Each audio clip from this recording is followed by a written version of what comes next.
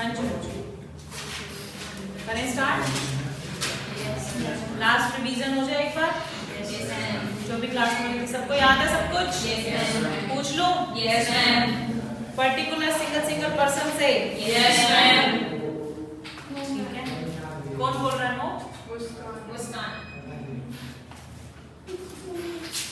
कितने सेक्शंस पढ़े थे? 9 से 13। 9 में क्या था? क्या क्या ड्यूटीज थी?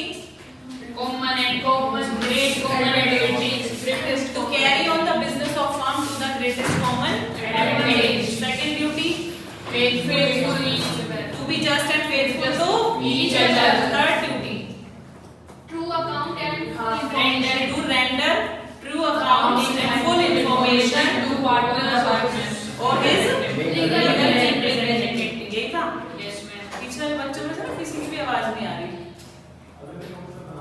चलो section number 10 duty to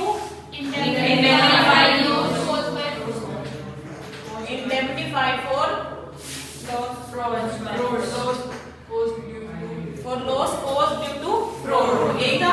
Yes, ma'am. अगर फ्रॉड से कोई भी लॉस हुआ है फर्म को तो उसकी भरपाई कौन करेगा? पार्टनर करेगा। Section 11 Rights and partners. Rights and Duties of partners. बताओ कहाँ लिखी होती है राइट्स एंड एग्रीमेंट में। एंड सेकंड में क्या लिखा हुआ था सेकंड सबसेक्शन में इसके? Ignore intent contract. उसको आप इग्नोर मत लिखना। इग्नोर मैंने समझाने के लिए Notwithstanding. क्या लिखोगे? Notwithstanding anything contained in section 27 of the Indian Contract Act 1872। अब बताओ आगे क्या लिखना है? Other than that of firm. ठीक है, नहीं कर सकता कोई और business start other than that of firm. Section 12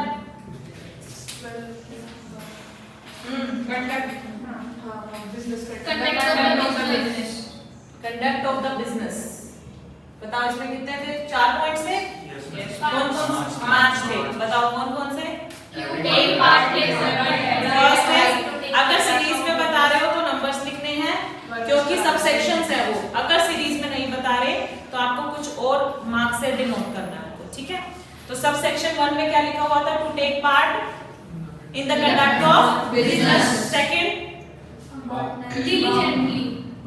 to attend duties diligently in the conduct of business or Business matter or business matters, ordinary and special matters। ordinary matters में कैसे majority और special matters में consent unanimous resolution पास होगा यानी कि consent of all partners दी जाएगी। और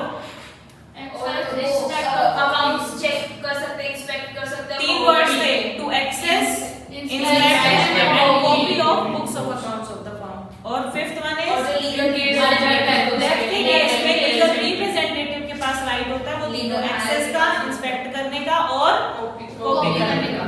ठीक है, अच्छा 5th क्या था आपका? Mutual rights and liabilities of partner. इसमें थे हमारे कितने? 6 पॉइंट। Yes ma'am. रोहित ने बताया था ना सारे? चलो बताओ। First is not entitled to receive remuneration first। second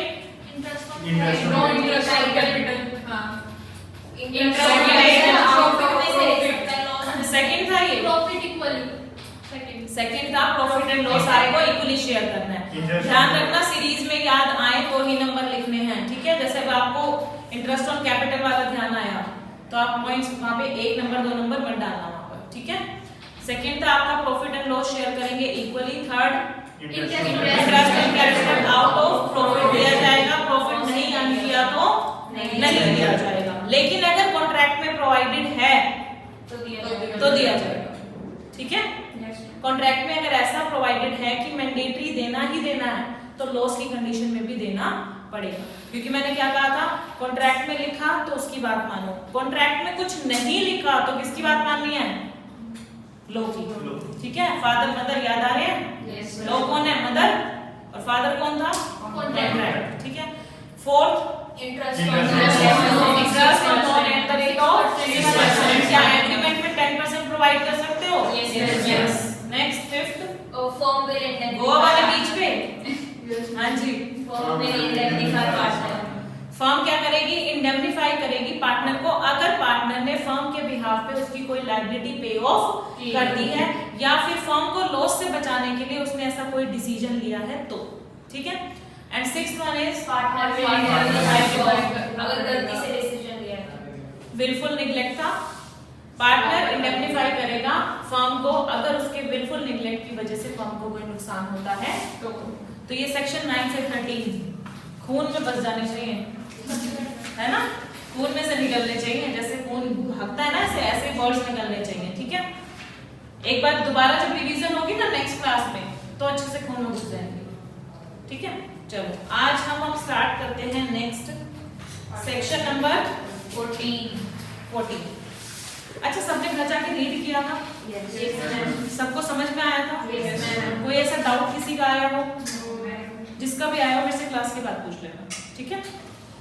चलो अब हम पढ़ेंगे सेक्शन 14 पार्टनरशिप प्रॉपर्टी। प्रॉपर्टी का मतलब क्या होता है बच्चों? जमीन जायदाद इसी को बोलते हैं प्रॉपर्टी या सिर्फ इसी को ही बोलते हैं प्रॉपर्टी? प्रॉपर्टी में जमीन जायदाद के अलावा भी चीजें हमारे यहाँ पे इंक्लूड होंगी जिन पर हमारा अधिकार है, जिन पर हमारा राइट है। ठीक है। तो प्रॉपर्टी में मैं क्या क्या इंक्लूड करते हो? प्रॉपर्टी मींस जितनी भी फर्म की क्या है? एसेट्स हैं, गुडविल। ठीक है। जितनी भी फर्म की एसेट्स हैं, जितनी भी फर्म की प्रॉपर्टी है, ये वाली जमीन जायदाद है। ठीक है। गुडविल वो इंक्लूड हो जाएगी। ठीक है। जॉइंट स्टॉक, ये सब क्या है? प्रॉपर्टी है फर्म की। उस फर्म का जो माल है वो फर्म का ही है, वो उसकी प्रॉपर्टी है। जितने भी वहां पे फर्नीचर लगा हुआ है वो फर्म की प्रॉपर्टी है। ठीक है। जितना भी हमने माल खरीदा हुआ है पार्टनरशिप फर्म में वो भी क्या है? फर्म की प्रॉपर्टी है। ठीक है। अच्छा, तो यानी कि all property rights and interest to which the firm collectively may be entitled, उसको हम क्या बोलेंगे? Partnership property. ठीक है। अच्छा, इसमें मैं एक और इंक्लूड करना चाहूंगी वर्ड गुडविल। गुडविल क्या पढ़ा है आपने गुडविल के बारे में? जो इमेज होती है, इंटेंजिबल एसेट है, रेपुटेशन ऑफ द फर्म, है ना? रेपुटेशन ऑफ द फर्म जो कि अमाउंट में मेजर की जाती है उसको हम बोलते हैं गुडविल। अभी इससे रिलेटेड और भी बातें मैं आपको समझाऊंगी, लेकिन उससे पहले हम पार्टनरशिप प्रॉपर्टी को थोड़ा सा डील करते हैं। ठीक है। देखो, पार्टनरशिप प्रॉपर्टी क्या होती है? All property rights and interest which the partners may have brought into the common stock. तीन चीजें होंगी पार्टनरशिप प्रॉपर्टी में। ब्रॉट,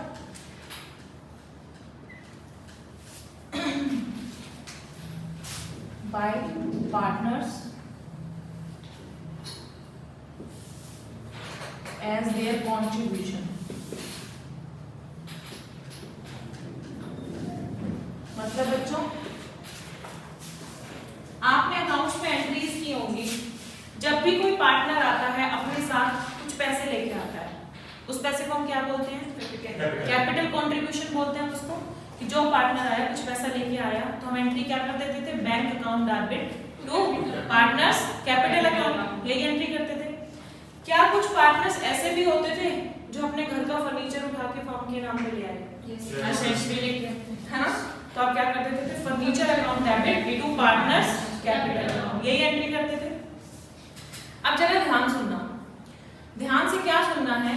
पार्टनरशिप में अगर पार्टनर अपने घर की कोई एसेट फर्म के यूज के लिए ले आया है तो अभी वो पार्टनरशिप प्रॉपर्टी नहीं बनेगी जब तक उससे रिलेटेड एग्रीमेंट ना बन जाए। मींस आप फर्नीचर लेके आए और एग्रीमेंट करो कि ये फर्नीचर आपने अपने घर से अब किसके नाम कर दिया है? फर्म के नाम कर दिया है। अब आप उसको पर्सनल यूज नहीं कर पाओगे। देखो, अपनी कैपिटल की जगह पर लेकर आए हो ना, कल को मतलब ऐसे तो नहीं कह सकते ना कि मुझे ये वापस चाहिए क्योंकि मेरे घर का था। जब आपने कंट्रीब्यूट कर दिया दिया तो यानी कि अब वो क्या बन गया है, फर्म की प्रॉपर्टी बन गई है। अब आप उसको पर्सनल यूज में नहीं ले सकते। मैं इसके लिए ना बहुत इंटरेस्टिंग एग्जांपल अभी बताऊंगी आपको, ठीक है। सर का सोफा नहीं बताऊंगी मैं, जो लास्ट बैचेस में भी एग्जांपल लेते आई उससे क्या होता था कि बच्चों को सेक्शन भी याद हो जाता था। अभी बताती हूँ। तो brought by partner as their contribution, कोई भी ऐसी एसेट अगर पार्टनर्स के द्वारा कंट्रीब्यूशन के तरीके से लाई गई है तो उसको हम क्या बोलेंगे, पार्टनरशिप प्रॉपर्टी। वो फर्म की प्रॉपर्टी बन चुकी है, अब वो पार्टनर की पर्सनल एसेट नहीं रही, ठीक है। Second one is all the property rights and interest acquired और purchased by the firm. Acquire करने का मतलब क्या होता है, खरीदना। एक्वायर और परचेज्ड बाय द फर्म या फिर और for the firm in the ordinary course of business. ऐसा भी तो होता है ना, मान लो पार्टनर तो लेके आए फर्नीचर, क्या फर्म खुद फर्नीचर नहीं खरीद सकती? खरीद सकती है ना। तो कुछ चीजें ऐसी भी होंगी जो फर्म खुद खरीदेगी, परचेज करेगी, वो भी क्या होगी, पार्टनरशिप प्रॉपर्टी। क्या होगी, पार्टनरशिप प्रॉपर्टी। तो दो मैंने अभी इंक्लूड कर लिए, या तो पार्टनर लेके आए या फर्म उसको खुद एक्वायर करे। Third one is goodwill. Third one is goodwill. अब ध्यान रहेगा ये तीन कौन कौन सी पार्टनरशिप प्रॉपर्टी है। एक तो brought by partner as their contribution, second acquired और purchased by the firm, and third one is goodwill. ठीक है, ये तीन ऐसी हैं जो पार्टनरशिप प्रॉपर्टी कहलाती है। पार्टनरशिप प्रॉपर्टी का मतलब है पार्टनरशिप फर्म की प्रॉपर्टी कहलाती है। इसको पार्टनर अपने घर में यूज नहीं कर सकता, पर्सनल यूज के लिए नहीं उठा सकता। ठीक है, चलो। अच्छा, इसमें एक चीज जो लिखी हुई है जो मैं भी आपको एक्सप्लेन कर चुकी हूँ। अगर आपने सोफा यूं ही रखवा दिया है फर्म में, बेचा नहीं है फर्म को, पार्टनर जो है अपने कंट्रीब्यूशन की तरह नहीं लेके आया, जस्ट उसने कहा कि मेरे घर में बेकार पड़ा हुआ है ऐसे ही, तो आप यूज कर लो, उसको हम पार्टनरशिप प्रॉपर्टी नहीं कहेंगे। क्यों? क्योंकि ना तो उससे रिलेटेड सेल एग्रीमेंट बना है, ना ही हमने पार्टनर के कैपिटल अकाउंट को क्रेडिट किया है। बात समझ में आ रही है? तो यानी कि अभी वो फर्म की प्रॉपर्टी नहीं बनी है, उसको पार्टनर जब मर्जी चाहे उठाकर ले जा सकता है। अपने घर के मेहमानों को उस फर्म में सोफे पर बिठा सकता है वो, ठीक है, पर्सनल यूज भी कर सकता है। तो पार्टनरशिप प्रॉपर्टी वो तब बनेगी जब या तो सेल एग्रीमेंट हो जाए या फिर पार्टनर्स के कैपिटल अकाउंट क्रेडिट हो जाए। आ रही है बात समझ? ठीक है, तो आपको इंटेंशन देखनी है कि सच में पार्टनर उस एसेट को, फर्म को बेचने के पर्पस से लेके आया है तो वो पार्टनरशिप प्रॉपर्टी बनेगी, अदरवाइज नहीं बनेगी। क्लियर है? एक तो कैपिटल अकाउंट क्रेडिट हो जाएगा, दूसरा अगर आपने सेल एग्रीमेंट किया है, फर्नीचर मैंने फर्म को सेल किया है, ठीक है। चलो, अच्छा, ये तीन चीजें हो गई हमारी। अब मैं एग्जांपल जो लेती हूँ वो ये लेती हूँ, फर्म के पास ना एक मोटरसाइकिल थी। क्या थी? बाइक थी, ठीक है। फर्म के पास एक बाइक थी जो कि फर्म में जैसे कोई भी स्टॉक जो उनका होता था, माल जो होता था, वो सप्लाई करने के लिए उस बाइक का यूज करते थे, ठीक है। अपने वर्कर को बाइक पे भेजते थे और सामान पहुंचाते थे क्लाइंट्स के यहाँ पे, ठीक है। बाइक पार्टनरशिप प्रॉपर्टी है कि नहीं? अब एक पार्टनर बोला, क्या बोला? एक पार्टनर था यहाँ पर, ठीक है, वो माल सप्लाई करने जा रहा था। बाई चांस ऐसा हुआ कि उनका वर्कर नहीं आया तो पार्टनर को खुद जाना पड़ा क्योंकि अर्जेंट नीड थी क्लाइंट को। पार्टनर खुद जा रहा था, रास्ते में लिफ्ट मांगी। किसने? किसने? किसी ने भी, क्या कर सकते हैं, ठीक है। रास्ते में गर्लफ्रेंड ने लिफ्ट मांग ली कि मुझे यहीं तक छोड़ दो, है ना। बताओ क्या वो उसको अपनी बाइक पे बिठा सकता है? अपने रिक्शा करके चली जा, ऑटो करके चली जा, बाइक पे तुझे नहीं। क्यों? क्योंकि वो क्या है, क्या डिपेंड करता है? गर्लफ्रेंड पे। अच्छा, गर्लफ्रेंड ठीक है। तो क्या कहेगा, बाइक पे मत बैठ जाइए गलती से। किसकी है बाइक? फर्म की।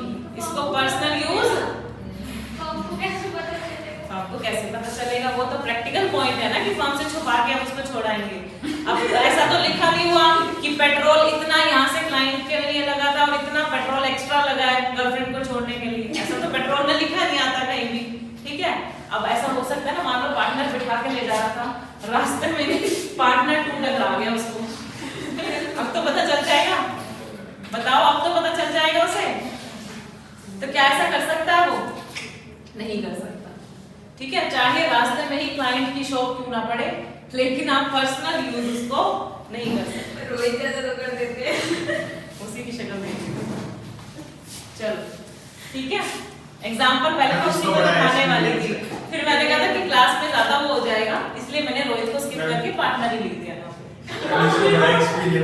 लास्ट बैच में मैंने बच्चा ही पकड़ा था एक, जिसको मैंने ऐसे बाइक पे घुमाया था और रास्ते में उसकी गर्लफ्रेंड से मिलवाया था। बड़ा खुश था वो बच्चा, और उस बच्चे को वो सेक्शन आज तक भी याद है, उसे कभी भी पूछ लेना, ठीक है। चलो, किसी का ही नहीं, लेकिन जिसको भी याद हो सकता। अच्छा, जो ये मोटरसाइकिल वाला एग्जांपल है ना आपका, ये आपका सेक्शन है 15। कौन सा सेक्शन है?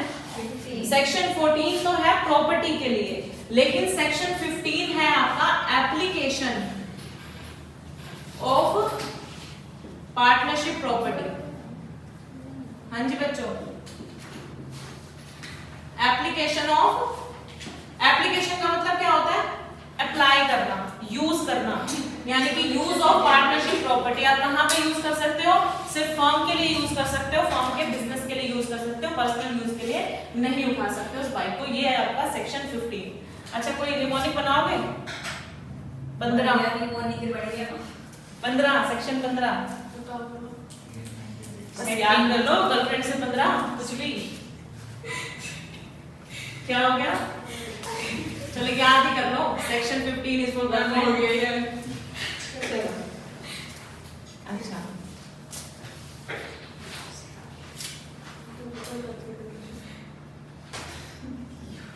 चलो गुडविल के बारे में पढ़े? हाँ जी, अब हम पढ़ते हैं गुडविल के बारे में।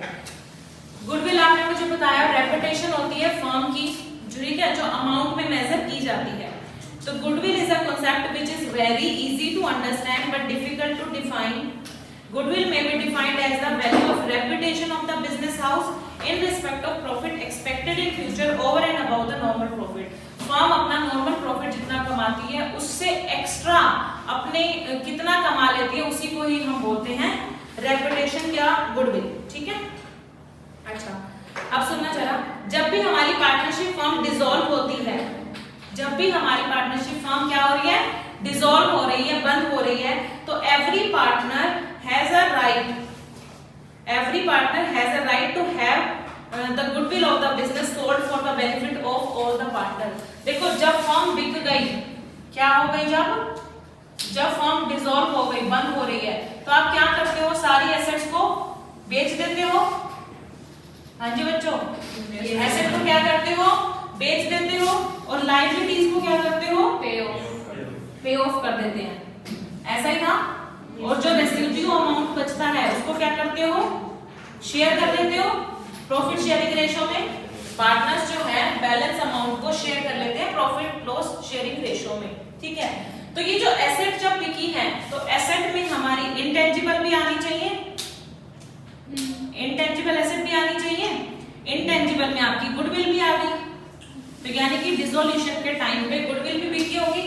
तो इस गुडविल के बिकने का जो पैसा है वो किस में बटेगा? जो उनका रेशियो है, ठीक है। तो हर एक पार्टनर के पास राइट है गुडविल में जितना उसका हिस्सा बनता है उसको एक्वायर करने का, ठीक है। समझ में आ रहा है? तो when a partnership firm is dissolved, every partner has a right to have the goodwill of business sold for the benefit of all the partners। इसमें बीच में लिखा हुआ है in the absence of any agreement to the contrary। क्या लिखा हुआ है? in the absence of any agreement to the contrary। कोई बच्चा मुझे इसका मीनिंग बता सकता है? नहीं बता सकते। देखो नॉर्मल लाइन मैंने भी क्या बोली है कि हर एक पार्टनर के पास राइट है गुडविल में से अपना हिस्सा लेने का। तो अगर ये लाइन बीच में डल गई तो इसका क्या मतलब है?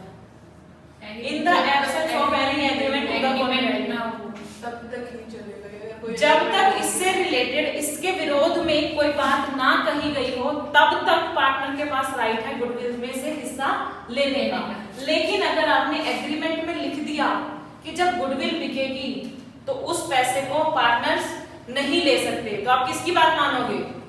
एग्रीमेंट की। वही सेम बात आ रही है, subject to contract between partners, same बात ये वाली बात है। In the absence of any agreement to the contrary, contrary होता है उसके विरोध में, उसके अपोजिट जिसको कहते हैं। आगे बात समझ? अपोजिट। अगर आपने एग्रीमेंट में उससे अपोजिट बात लिख दी, अपोजिट बात क्या होगी कि गुडविल में से हिस्सा नहीं मिलेगा, तो आपको नहीं मिलेगा। फिर किसकी बात मानोगे?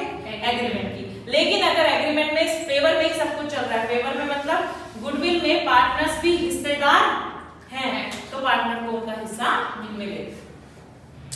यानी कि आपका कहने का मतलब मेरा ये है कि आप किसकी बात मानोगे? अगर आपने एग्रीमेंट में जो लिखा है सबसे पहले आप उसकी बात मानोगे, और अगर एग्रीमेंट में कुछ नहीं लिखा तो नॉर्मल लॉ क्या कहता है कि गुडविल बिकने का हिस्सा हर एक पार्टनर को बराबर का मिलना चाहिए। क्लियर है? चलो अब एक बात सुनना जरा। आपने कभी ये बात सुनी है? आपने अप्सरा का नाम सुना है? सुना? रिकॉर्डिंग में मुझे अप्सरा का नाम नहीं लेना चाहिए, ठीक है, छोड़ो एग्जाम्पल को। कोई भी ऐसी फर्म है जिसकी काफी वैल्यू है, ठीक है, कोई भी ऐसा बिजनेस या कोई भी ऐसा फर्म, ठीक है, तो कोई भी ऐसी फर्म है जिसका बहुत नाम है, जिसका बहुत रेपुटेशन है, अगर वो अपना बिजनेस बेच दे किसी को, क्या करे? बेच दे किसी को, अपनी रेपुटेशन बेच दी, अपना बिजनेस ही बेच दिया, गुडविल भी बिक गई, तो बताओ अप्सरा अगर मान लो बिक गया और जिस पर्सन ने खरीदा है, जिस पर्सन ने खरीदा है, क्या वो उसके नाम को ही यूज करके अपना बिजनेस स्टार्ट कर सकता है? इसमें गुडविल खरीदी है तो कर सकता है, नहीं कर सकता। बताओ। जब उसने बेच दिया तो कर सकता है। अगर सेलर उसके ऊपर कोई रेस्ट्रिक्शन लगा दे तो नहीं कर सकता।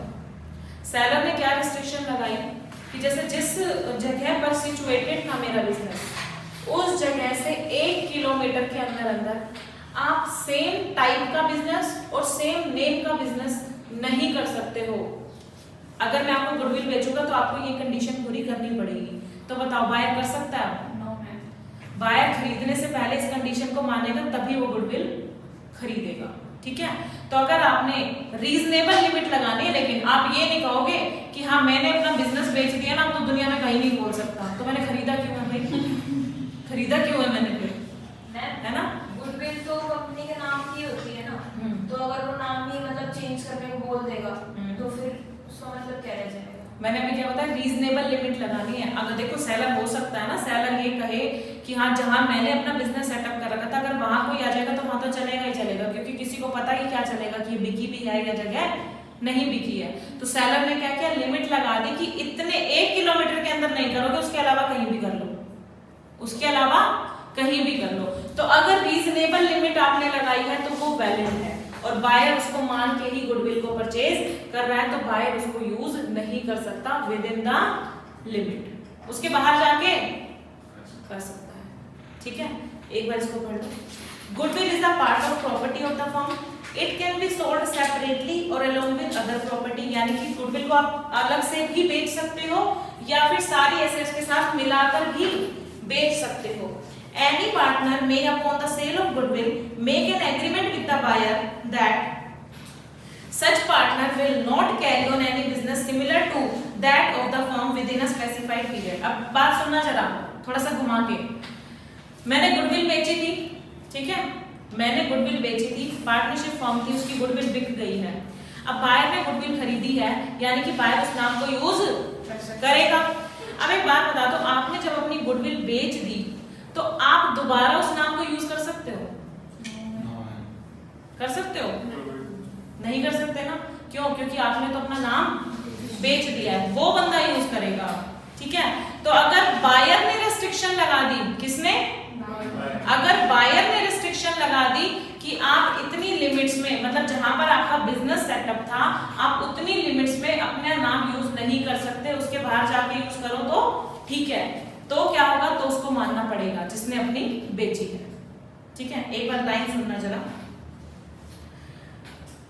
Any partner may upon the sale of goodwill of a firm make an agreement with the buyer. Partner किससे एग्रीमेंट कर रहा है? बायर के साथ में।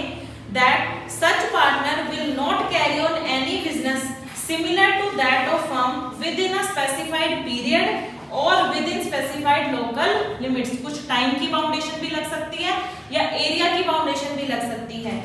And notwithstanding anything contained in section 27, such agreement shall be valid if the restriction imposed are reasonable. अगर restrictions reasonable होगी तो पार्टनर को वो बात माननी पड़ेगी कि उसने जो बेचा है वो काम वो दोबारा उस पीरियड में और उस एरिया में नहीं कर सकता।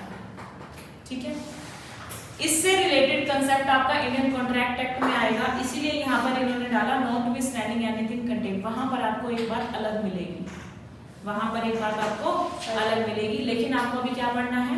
Indian partnership act. तो वो क्या कहता है कि अगर कोई ऐसी रेस्ट्रिक्शन लगी है तो वो रेस्ट्रिक्शन क्या कहलाएगी? वैलिड कहलाएगी। क्या कहलाएगी? आप ये मत कहना कि बायर ने गलत रेस्ट्रिक्शन लगाई है। सही तो लगाई है। जिसने गुडविल खरीदी है वो बोल सकता है ना कि आपने तो अपना नाम बेच दिया, तो आप अपने नाम को इस एरिया में यूज नहीं कर सकते हो, यहाँ पे तो मैं ही अपना बिजनेस सेटअप करूंगा। ठीक है, क्लियर है? कोई डाउट है? जिसको बेची है वो बोलेगा ये बात, या फिर कोई जिसको बेची जिसने? यहाँ पर जो सेलर है ना, ये है बायर, सेलर यहाँ पर पार्टनर है। ठीक है, तो इसने रेस्ट्रिक्शन लगाई है कि मैं एक शर्त पे खरीदूंगा कि ये वाला नाम तुम नहीं यूज करोगे इस 1 किलोमीटर के अंदर। ठीक है, आपने नाम जो बेचा है मुझे वो आप यूज नहीं कर सकते हो। और सेलर क्या करेगा? सेलर क्या फाउंडेशन बनाएगा? सेलर भी लगा सकता है कि मैंने जिस एरिया में बिजनेस सेटअप किया हुआ था तो आप उस एरिया में इस नाम को यूज मत करो, आपने खरीदा तो आप कहीं और जाके करो।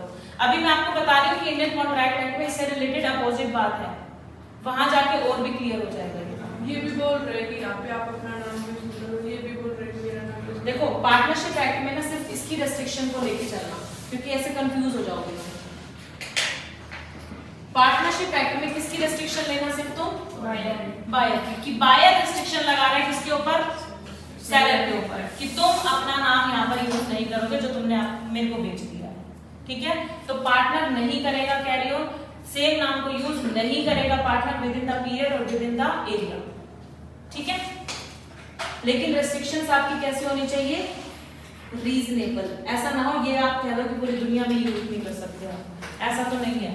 अब मान लो मैंने जो बिजनेस मान लो कपड़े का कर रखा था, ठीक है, पार्टनर ने अपना इस दुकान वाला बिजनेस किसी को बेच दिया, अब वो क्या कहीं पर भी कपड़े का बिजनेस स्टार्ट नहीं कर सकता? तो रीजनेबल लिमिट नहीं हुई ना ये, कि कहीं पर भी कपड़े का बिजनेस स्टार्ट नहीं कर सकता। नहीं, कहीं पर तो कर सकता हूँ, लेकिन मेरे को बायर ने कहा है कि यहाँ तो मैं ही करूंगा, तुम अपना कहीं और जाके सेटअप करो। ठीक है, अभी भी अगर डाउट है तो जब मैं इंडियन कॉन्ट्रैक्ट एक्ट पढ़ाऊंगी ना, वहां पे सेक्शन 27 जो बात करेगा ना, उससे हम इस पार्टनरशिप एक्ट वाले को रिलेट कर देंगे। ठीक है, हाँ जी। प्रैक्टिकली देखा जाए तो वो क्या करेगा? इंडियन पार्टनरशिप एक्ट किस रहेगा, इंडियन कॉन्ट्रैक्ट एक्ट किस रहेगा? प्रैक्टिकली अगर देखा जाए तो कॉन्ट्रैक्ट एक्ट की बात माननी चाहिए, क्योंकि पार्टनरशिप भी क्या है आपका? एक कॉन्ट्रैक्ट है जो किसके अंदर आता है? Indian contract. देखो, कॉन्ट्रैक्ट बेसिकली किसके अंदर आता है? इंडियन कॉन्ट्रैक्ट एक्ट के अंदर। लेकिन अगर वो कॉन्ट्रैक्ट रिलेटेड टू पार्टनरशिप है तो किसके प्रोविजन एप्लीकेबल हो जाएंगे? पार्टनरशिप के प्रोविजन। ठीक है, चलो ये हो सकता है मैम कि अगर बायर रिस्ट्रिक्शन लगाएगा तो वो ये लगाएगा कि यहाँ पे आप सेल बिजनेस नहीं करोगे, और सेलर लगाएगा तो वो लगाएगा कि यहाँ पे आप मेरा नाम यूज नहीं कर सकते, बिजनेस नहीं कर सकते। दो अलग अलग भी कर सकते हो आप एक सेक्शन, कि उसकी रेस्ट्रिक्शन है नेचर ऑफ बिजनेस से रिलेटेड और उसकी रेस्ट्रिक्शन है ब्रांड नेम को यूज करना। ठीक है, अच्छा, नेक्स्ट कंसेप्ट जो है वो है प्रॉपर्टी ऑफ पार्टनर। अभी तक हमने क्या पढ़ा है? प्रॉपर्टी ऑफ पार्टनरशिप, फर्म की प्रॉपर्टी कलेक्टिवली, ABC 3 पार्टनर है, उनकी कलेक्टिवली प्रॉपर्टी को हम बोलेंगे पार्टनरशिप प्रॉपर्टी। लेकिन प्रॉपर्टी ऑफ अ पार्टनर क्या होगा? पार्टनर की प्रॉपर्टी कौन सी होगी? जो उसकी पर्सनल होगी, इंडिविजुअली होगी, जो फर्म में यूज नहीं की जाएगी। ठीक है, तो where the property is exclusively belonging to a person, तो it does not become a property of the partnership merely because it is used for the business of partnership. Such property will become property of the partnership if there is an agreement. Underline कर लो last वाले। मैंने जो भी example दिया था सोफे वाला, कि अगर आपने जस्ट ऐसे ही सोफा ला के रख दिया कि कोई बात नहीं यूज कर लो, क्या वो पार्टनरशिप फर्म की प्रॉपर्टी बनेगी? किसकी रहेगी वो? पार्टनर की प्रॉपर्टी। लेकिन अगर हमने कोई एग्रीमेंट बना दिया कि मैंने सोफा सेल कर दिया है, तब वो किसकी प्रॉपर्टी बन जाएगी? पार्टनरशिप फर्म की। तो ये आपको इस लाइन से क्लियर हो जाएगा कि आपको इंटेंशन देखनी है, खाली यूज करने से बात नहीं चलेगी। ठीक है, ऐसा नहीं है उस सोफे को यूज पार्टनरशिप फर्म कर रही है तो इसका मतलब ये कभी भी नहीं है कि वो पार्टनरशिप की प्रॉपर्टी बन जाएगी। ठीक है, यूज करना आपका डिसीजन मेकिंग के लिए नहीं होना चाहिए। ठीक है, आपका क्या होना चाहिए वहां पर? एग्रीमेंट होना चाहिए। बताओ बच्चों, अभी भी किसी को कोई डाउट है तो मुझसे पूछ लो। है कोई डाउट? नहीं है? सबको क्लियर है? चलो आगे। चलो सेक्शन 15 के बारे में मैंने बताया, application of property of the firm subject to contract between partners. देखो हमेशा की लाइन डाल रखी है, क्यों? क्योंकि अगर आपका कॉन्ट्रैक्ट कुछ और कहता है तो उसकी बात मानो, अदरवाइज लोग की बात मानो। लोग क्या कहता है कि property of the firm shall be held and used by the partners exclusively. बेटो एक्सक्लूसिवली का क्या मीनिंग होता है? एक्सक्लूसिवली, पूरे तरीके से, पूर्ण रूप से जिसको कहते हैं। अगर कोई पार्टनरशिप की प्रॉपर्टी है, मोटरसाइकिल अगर फर्म की है, तो पूर्ण रूप से वो फर्म के यूज के लिए ही इस्तेमाल की जाएगी। ठीक है, उसको लॉन्ग ड्राइव पे नहीं लेके जाना है। क्लियर? चले आगे। सेक्शन 14 और सेक्शन 15 में कोई भी डाउट है तो पूछ लो, अदरवाइज मैं इसको रख करूँ।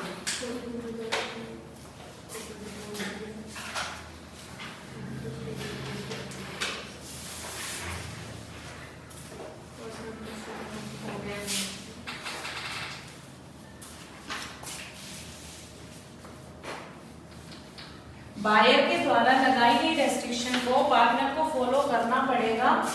वो रेस्ट्रिक्शन आपकी क्या कहलाएगी? वैलिड कहलाएगी, कहीं से भी वो गलत एग्रीमेंट नहीं है। ठीक है,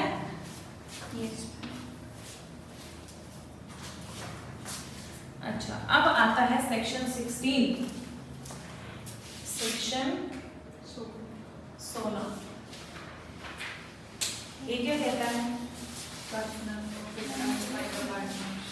अकेले अकेले कमाई करोगे?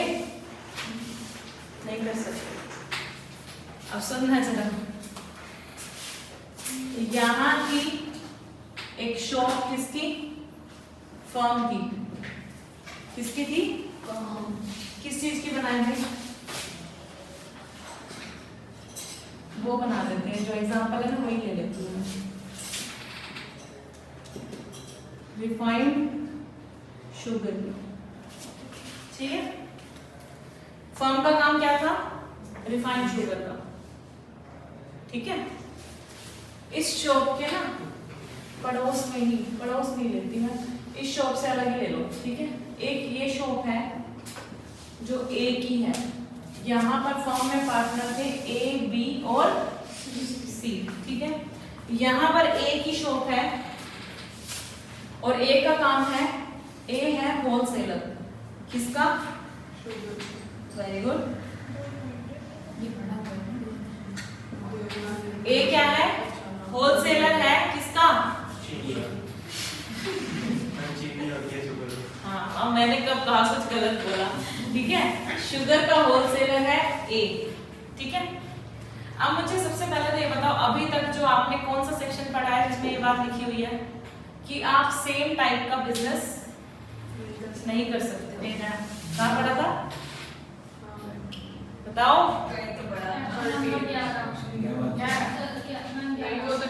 सेक्शन 11, 10 था duty to indemnify. Rights and duties of partner.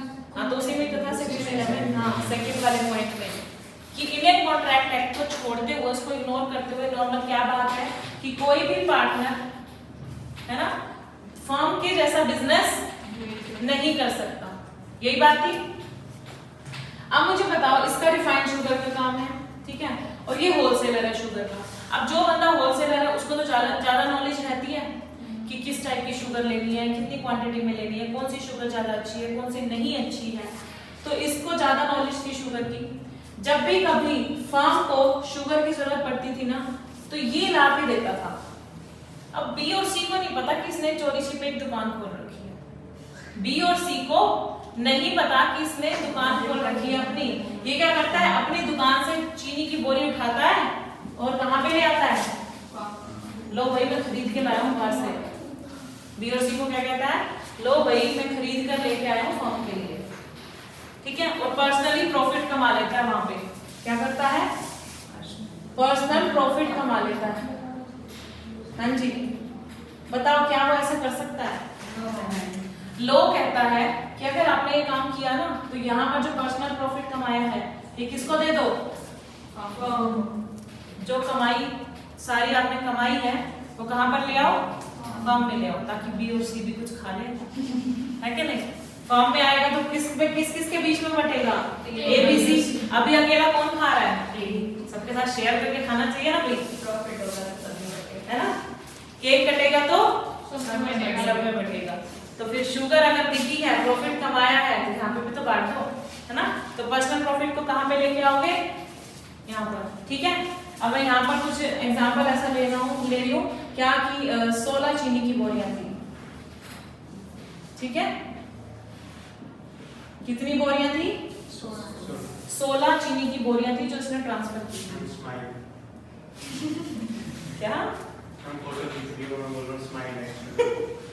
चलो, if a partner derive any profit for himself from any transaction of the firm or from the use of property or business connection of the firm or firm name, he shall account for that profit and pay it to the firm. Firm का use करके, firm के नाम का use करके अगर आपने कोई personal profit कमाया है तो वो आपको कहाँ पे देना पड़ेगा, फर्म में देना पड़ेगा, ठीक है। If a partner carries on any business of the same nature and competing with that of firm, he shall account for and pay to the firm all profit made by him in that business. जो भी profit उसने कमाया वो सारा कहाँ पे transfer करना पड़ेगा, यहाँ पे, ठीक है। अगर पार्टनरशिप फर्म की प्रॉपर्टी का यूज करते हुए, पार्टनरशिप फर्म का ब्रांड नेम यूज करते हुए अगर उसके साथ आप कोई ट्रांजैक्शन कर रहे हो और प्रॉफिट कमा रहे हो तो उस प्रॉफिट को आपने यही पर ट्रांसफर कर देना, ठीक है। समझ में आ गया? अच्छा, एक और लेना चाहूंगी एग्जांपल, सेम ही है, रहने दो, ठीक है। क्लियर है सेक्शन 16? कितनी चीनी की बोरियां, 16। तो शुगर, रिफाइंड शुगर वाले से याद आ जाएगा सेक्शन 16। सेम टाइप का बिजनेस था और वहां पर आपने अगर कोई पर्सनल प्रॉफिट कमाया तो वो आपको फर्म को वापस करना पड़ेगा। कोई और टाइप का करना चाहिए, हाँ कर सकते हैं, वो कर सकते हैं पार्टनरशिप एक्ट के अकॉर्डिंग ही, क्योंकि पार्टनरशिप एक्ट तो क्या कह रहा है कि फर्म के बिजनेस के अलावा आप बिजनेस ही नहीं कर सकते। सेक्शन 11 में क्या लिखा हुआ था कि फर्म के बिजनेस के अलावा आप बिजनेस ही नहीं कर सकते, लेकिन इंडियन कॉन्ट्रैक्ट एक्ट आपको अलाउ करेगा, आपको अलाउ करेगा कि आप पार्टनरशिप फर्म के साथ साथ अपना और बिजनेस भी चला सकते हो, ठीक है। तो आप अलग नेचर का चला सकते हो, कंपटीशन वाला बिजनेस मत स्टार्ट करना, ठीक है। कुछ ऐसा शुरू कर दे जो वो चीज उसमें यूज हो रही होगी, तो अब इसमें यही करना, तो फिर अब ऐसा नहीं करो, नहीं रॉ मटेरियल के तौर पे कुछ ना कुछ तो चाहिएगा। मतलब आपका ना उसके साथ रिलेशनशिप नहीं बैठना चाहिए। मींस आप फर्म का नाम यूज करके अपना पर्सनल प्रॉफिट मत कमा रहे हो यहाँ पे, ये नहीं होना चाहिए। कर तो सकते हो, करने को मना थोड़ी किया, लेकिन फर्म को जो ट्रांसफर करोगे ना उससे जो प्रॉफिट कमाओगे फिर वो बी और सी को भी बांट देना, ठीक है। चलो अब आता है सेक्शन 70। सेक्शन 17, ठीक है। 17 ये कहता है rights and duties of partner after a change in the firm.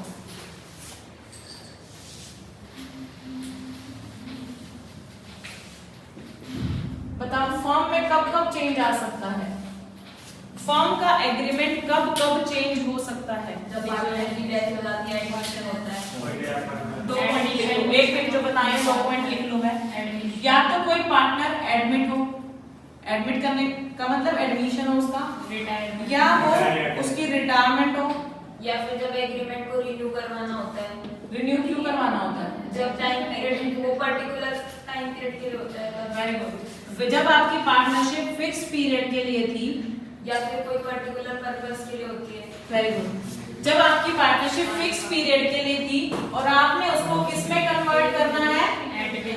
Eight will में, तो आपको एग्रीमेंट चेंज करना पड़ेगा। जैसे मैंने पार्टनरशिप 5 सालों के लिए बनाई थी कि मेरी पार्टनरशिप फर्म 5 सालों तक काम करेगी, तो ऑटोमेटिकली जब 5 साल खत्म होंगे तो हमको बंद करना पड़ेगा। लेकिन हम बंद नहीं करना चाहते, हम चाहते हैं हमारी पार्टनरशिप चलती ही रहे, एट विल में कन्वर्ट कराना है, तो आपको एग्रीमेंट को चेंज करना पड़ेगा। तो जहां पर भी आ गया। अच्छा, एक और केस होगा, प्रॉफिट शेयरिंग रेशियो में प्रॉफिट शेयरिंग रेशियो अगर चेंज करना चाहिए। नहीं, इसके लिए एग्रीमेंट तो चेंज होगा, लेकिन बहुत बड़ा चेंज नहीं है। जब फॉर्म का वो ये जो तुमने अभी बताया था उसी को ही लिखना चाह रही हूँ, अभी जो कहा था पर्टिकुलर पर्पस के लिए, है ना? तो आपकी फर्म जिस ऑब्जेक्टिव के लिए बनी थी, उसके अलावा कोई अनदर ऑब्जेक्टिव के लिए अगर काम करना चाहती है ना, पर्टिकुलर एडवेंचर चाहा, है ना, तो आपने किसी एक प्रोजेक्ट पे काम किया, वो पूरा हो गया। अब आप चाहते हो कि मैं दूसरा प्रोजेक्ट भी हाथों हाथ ले लूं और अपनी पार्टनरशिप फर्म को बंद नहीं करना चाहते, तो दूसरे वाले एडवेंचर को भी आप कंटिन्यू करना चाहते हो, तो उस केस में भी आपको अपने एग्रीमेंट में चेंज करना पड़ेगा। बहुत सारे पॉइंट्स आ जाएंगे। बताओ कौन कौन से हो? जैसे कि अगर कोई फर्म अपनी नई ब्रांच खोलती है तो उसका एड्रेस वगैरह वो सब देना पड़ता है। तो आप ना इसको ऐसे रीड करो, अभी जो मैं आगे पढ़ा रही हूँ उससे समझ में आ जाएगा कि ये क्यों 4 केसेस ही लिए मैंने।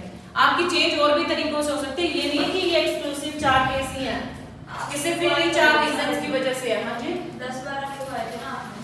हाँ, वो एग्रीमेंट में चेंज मैंने ज्यादा लिखवाए थे आपको।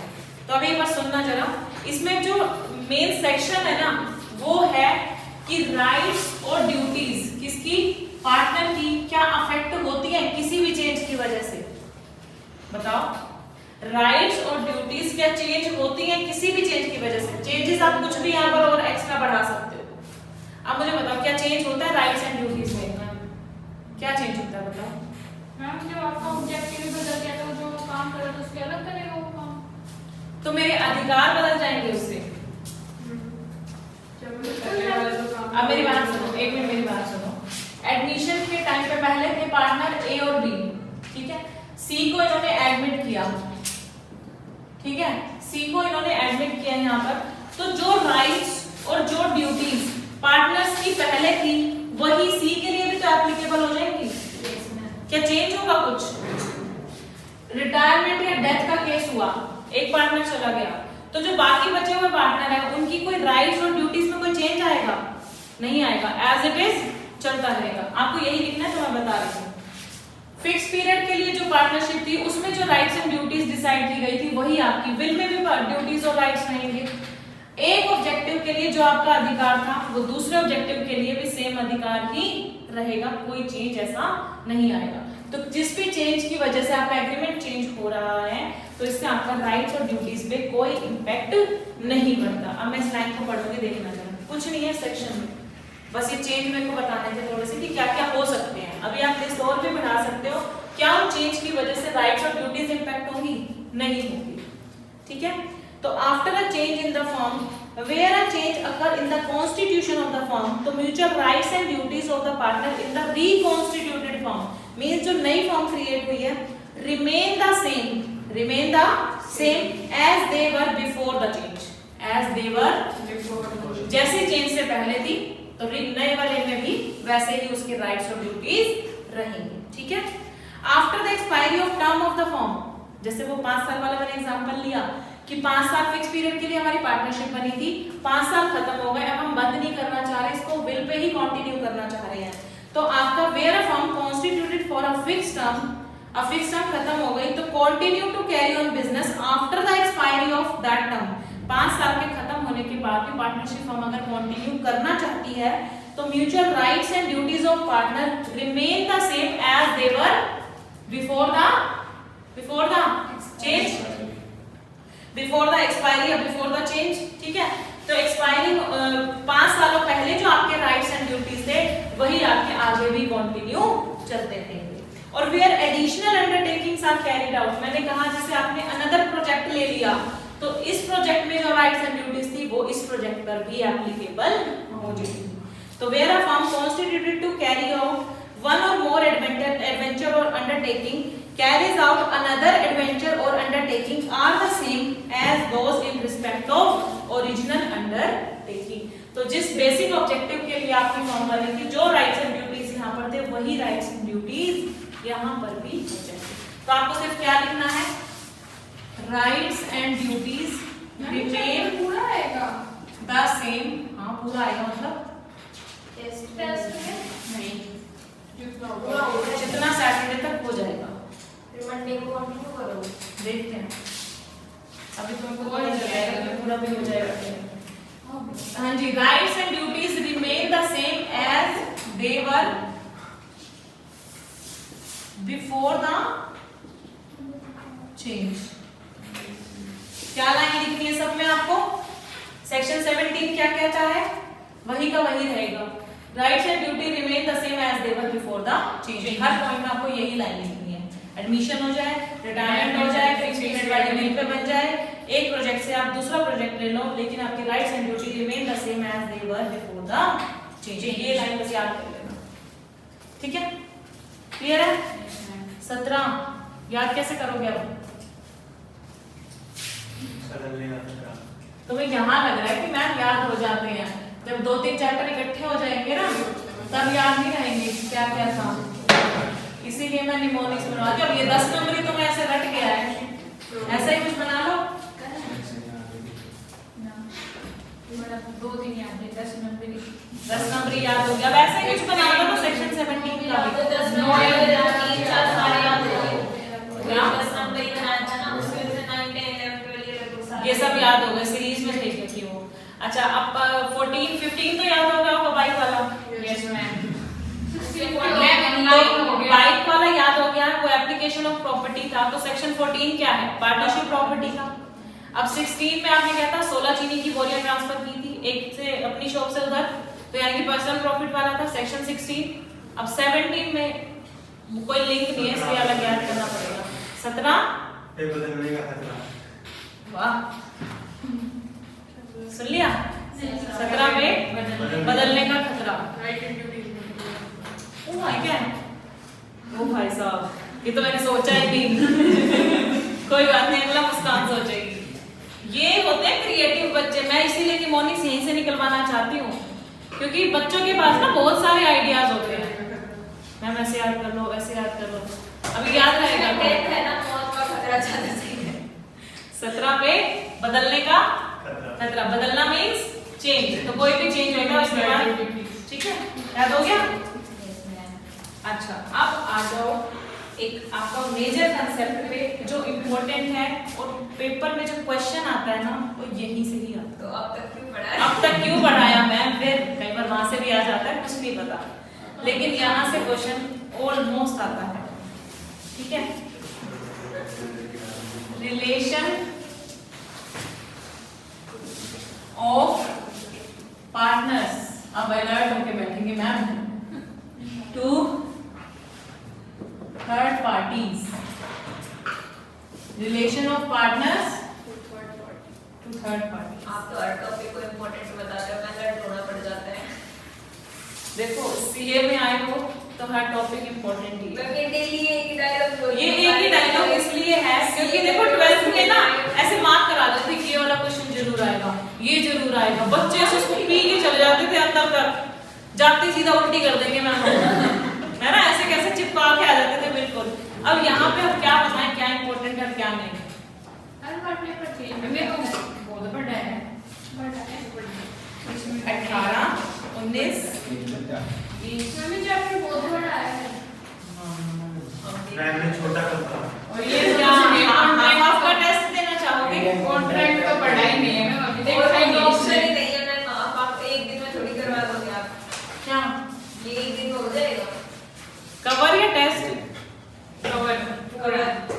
देखते हैं आप कह रहे हो आधा टेस्ट हो तो मजबूरी आधा देना, वरना टाइम में हमें नहीं किसी को पूरा दे देती, मजबूरी ना होती तो। वो हमारी चलती है वैसे। अगर मान लो सैटरडे तक हमारा चैप्टर कंप्लीट हो जाता है तो मैम सब आपको लेके नहीं रहते पूरे का टेस्ट चाहे कुछ भी हो जाए। मैम आता ही करवाना प्लीज। मुस्कान को कॉन्ट्रैक्ट कर देती पूरा। मुस्कान के कॉन्ट्रैक्ट के टेस्ट वाले घर से बाहर रहेगी। चलो क्लासेस में बाहर मत रहना बस, क्योंकि इंडियन कॉन्ट्रैक्ट टेक की हर एक क्लास इंपॉर्टेंट होगी। केस स्टडी पता है उसी में से ही आती है। इसके बाद इसके बाद भी नहीं हो पाएगा, वो कैसे होगा? NLP नहीं, सेल ऑफ गुड्स सेक्टर तो पहले करवाना पड़ेगा। कनेक्टेड नहीं है, लेकिन उससे पहले इंडियन कॉन्ट्रैक्ट ये कितना पड़ा है? नेक्स्ट मंथ शुरू करेंगे। पहले LLB करेंगे और देखेंगे, उसके बाद कंपनीज एक्ट हो जाएगा तो वो करेंगे, क्योंकि अपने लिए छोटे नहीं पड़ते हैं। रिजल्ट के बाद में वैसे ही सारे बच्चे सीरियस होकर बैठेंगे नजर के बाद 2-4 दिन। तो उस टाइम में मैं ऐसा कोई टॉपिक उठाऊंगी ना जो ज्यादा दिल को दर्द ना दे, है ना, क्योंकि उस टाइम बहुत दर्द उभरे हुए होंगे। मैम इस बार किसी के पेरेंट्स कुछ नहीं कहेंगे। पेपर तो हुए नहीं, बच्चे रिजल्ट पढ़ाए आने थे। रुक जाओ। अगर बच्चों के 90 से ऊपर आ भी गए तो पेरेंट्स वैसे भी कोई मैम, तो नहीं मैम, बनाएगा। अलग पढ़ना है, कुछ भी नहीं। मैम अगर 90 से ऊपर आ गए ना तो कोई बड़ा नहीं मिलेगी, लेकिन अगर कम आ गए ना प्राइज जरूर मिल जाएगी।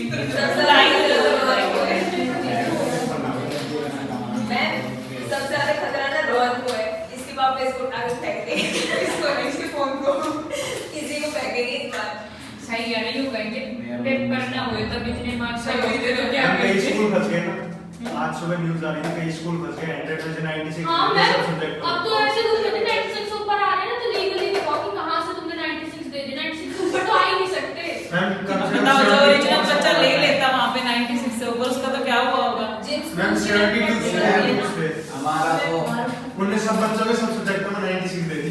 ऐसे चलेगी बच्चों की प्रैक्टिकल में सब वो 20 में से वो जो एक्स्ट्रा है वो 16 दे रखे हैं, मतलब वैसे 18 में से 16 दे रखे और वैसे उनके 96 चढ़ा रखे, तो वो कह रहे हैं प्रैक्टिकल में इतने कम और वैसे इनके इतने ज्यादा ही हमारा कैसे? जो कोई नहीं, प्रैक्टिस में सारे फुल है। मेरे इलेक्ट्रिसिटी भी सही है, प्लस भी सही है। मुस्कान में तो 100% है, सीसीएस और 98% का चलो अब रिजल्ट वाले दिन डिस्कस करेंगे सारी बातें, ठीक है? क्या होना है? अच्छा, क्लास 1 में हमें नहीं पता था। यहाँ पर आपके सेक्शन आएंगे, देखो सेक्शन 18 से स्टार्टिंग होगी। सेक्शन 18 से स्टार्टिंग होगी और सेक्शन 18 कहता है partners to be agent, partners to be agent of the firm. ये पार्टनर टू बी एजेंट क्या आप कहाँ पढ़ के आए हो? मैंने प्रिंसिपल एजेंट पार्टनरशिप की डेफिनेशन में partnership is an agreement between two और more persons who have agreed to share profits of the business carried on by all or any of them acting for all। तो last वाली जो line है carried on by all और acting for principal and agent by by any anyone one of them acting for all। तो ये वाली line का meaning क्या है कि पार्टनर्स के बीच में कैसा रिलेशनशिप है? प्रिंसिपल और एजेंट का रिलेशनशिप। कोई बच्चा मुझे एक्सप्लेन करेगा प्रिंसिपल और एजेंट का रिलेशनशिप क्या होता है? काम से प्रिंसिपल को बाउंड कर सकता है और प्रिंसिपल एजेंट से बाउंड होता है। एक ही बात को बोलने के दो तरीके हैं, क्या कि एजेंट अपने काम से प्रिंसिपल को बाउंड करता है और प्रिंसिपल एजेंट के काम से बाउंड होता है। एक ही बात है ना ये? Yes, ma'am. लेकिन दो तरीके से कही जा रही है ना? अब मेरे बात सुना, बाउंड का मतलब क्या है? मैम आपने बोल तो दिया बाउंड होता है, बाउंड करता है, बाउंड का मतलब क्या है? बाउंड का मतलब सुनना जरा। एक एजेंट है,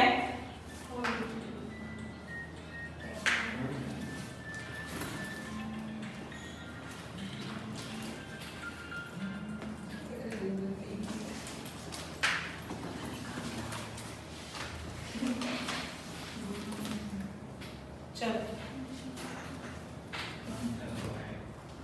देखो बच्चों, एजेंट ने क्या किया, वही अपना पुराना डिसर्बिटा एग्जांपल लें।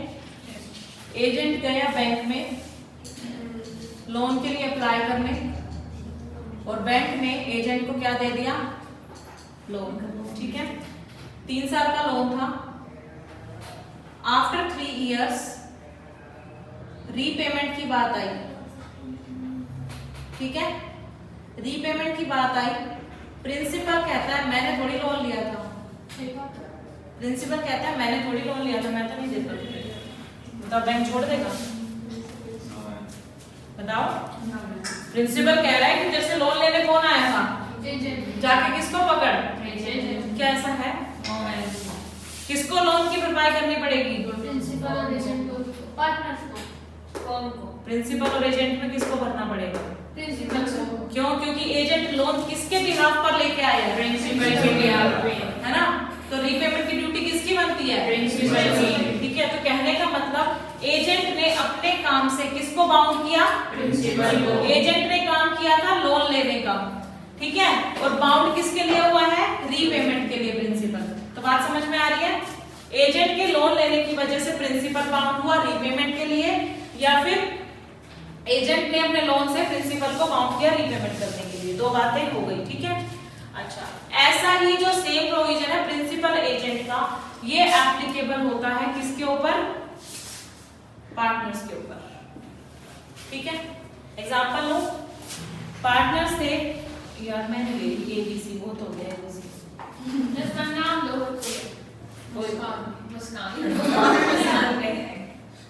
ठीक है,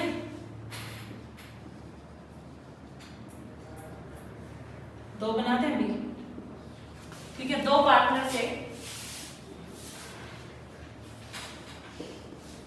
मुस्कान और नंदिनी 2 पार्टनर हैं। ठीक है, इन्होंने क्या किया, इन्होंने डिसाइड किया कि हम ना एक क्लाइंट से डील करेंगे। ठीक है, हम एक क्लाइंट से डील करेंगे, है ना? क्लाइंट से क्या डील करेंगे? अरे कोई बिजनेस सेटअप करो, किस चीज का बिजनेस करना चाहोगे? कुरकुरे।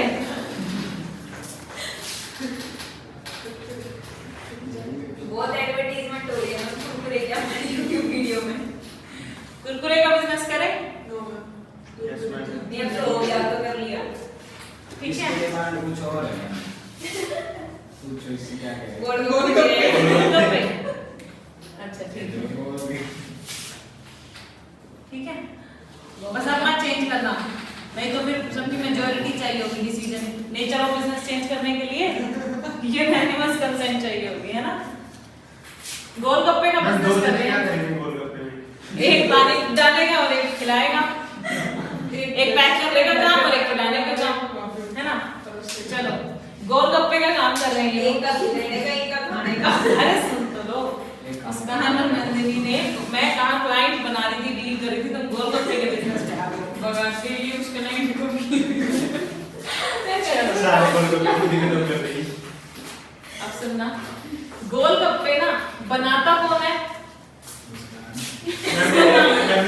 बनाने का काम मैं नंदिनी को देती हूँ, ठीक है? खाने का काम और लोगों को खिलाता कौन है? मैम, ये गलत है। ठीक है, बनाता कौन है? नंदिनी, और खिलाने का काम किसको दिया हमने? खाता कौन है? मुस्कान।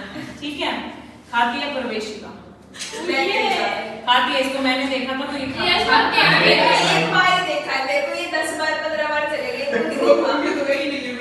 चलो ठीक है, खाता कौन है? प्रवेशिका। मैं प्रवेश का ओपन चैलेंज दे रही हूँ, बोली कौन है मेरे साथ? मैं तो नहीं ये दे रहे थे, मैं तो मेरे बस मैंने एक दिन मुस्कान को नहीं आता खड़ा है पानी पूरी और बोल दिया पानी के पास चल बस। अच्छा, गोलगप्पे में आलू भी डलते हैं, यस मैम। है ना? होलसेलर से लाने पड़ेंगे, काफी सारे डल जाते हैं।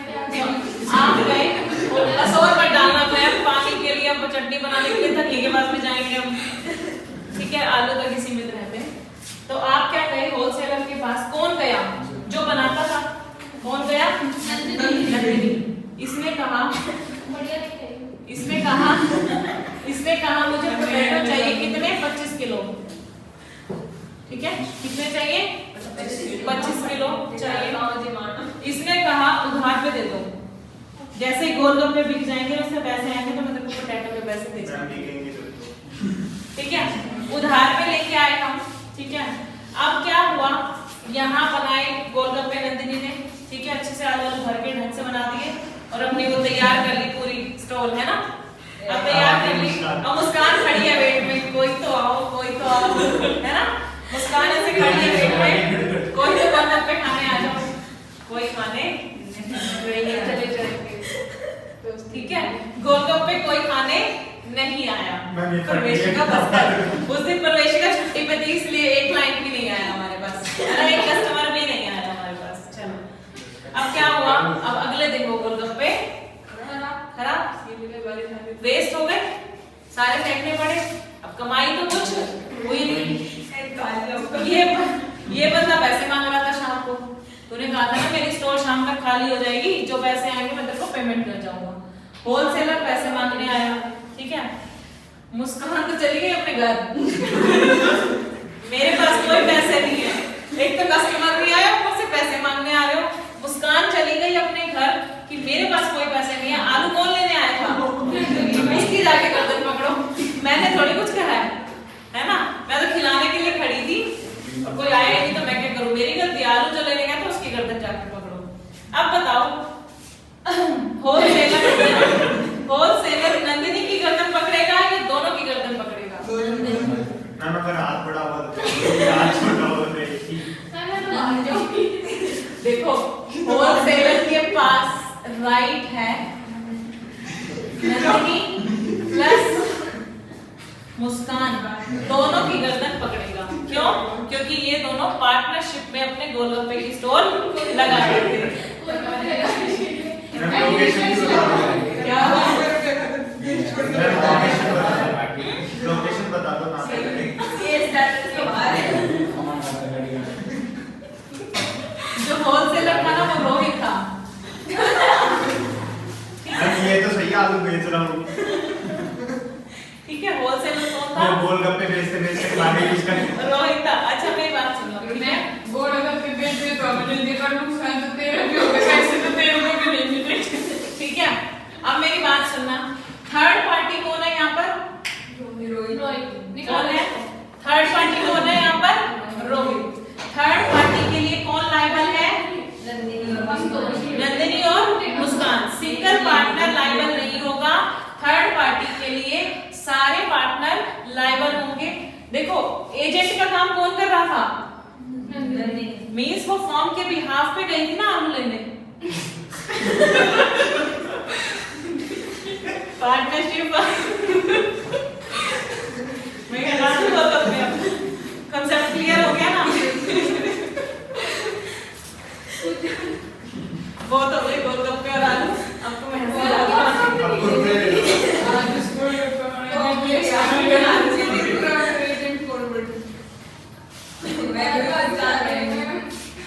क्या हो गया?